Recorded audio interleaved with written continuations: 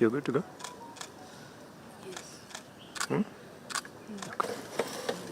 On Wednesday, the South Sudan People's Defense Forces, SSPDF, and Uganda People's Defense Forces, UPDF deputies, reaffirmed the two nations' resolve to enhance collective security following the surge of recent incursions along the Porous frontier.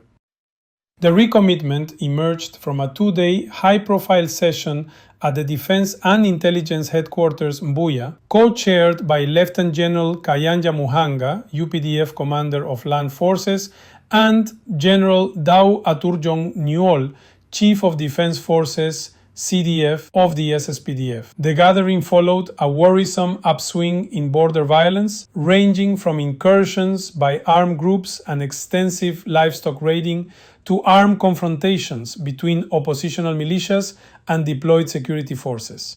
Please subscribe to the SSGTV South Sudan Global as we will continue to bring you informative videos.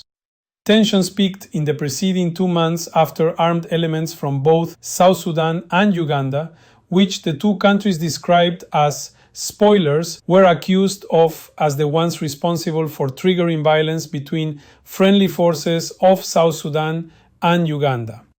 But at the onset of violence, it was reported the UPDF attacked a small outpost of South Sudan wildlife wardens, intensifying attacks and ground incursions on villages where there was no SSPDF presence inside Kajokeji County of South Sudan, creating tensions along the unmanned borders.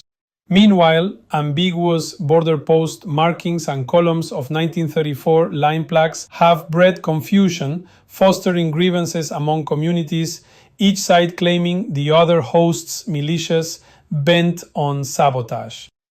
The meeting followed Uganda's Chief of Defense Forces, General Muhoozi Kainerugaba's invitation to General Aturjong, himself reciprocating a September visit to Juba, where regional defense collaboration was high on the agenda. The statement underscored that urgent action is imperative. There is a need for credible de-escalation protocols, immediate deployment of joint border forces, intelligence exchanges requiring a consistent timeline, and a synchronized increase in border patrols must rebuild mutual trust and protect each country's frontier.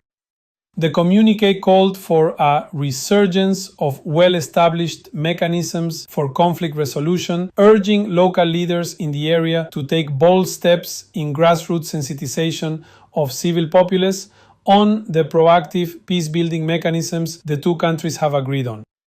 The talks concluded with a renewed commitment to uphold the principle of the country's sovereignty and territorial integrity, to fortify reliable communication lines among their defense forces, and to perpetuate the long-standing bonds of fraternity, the historical ties that correlate Ugandans with South Sudanese.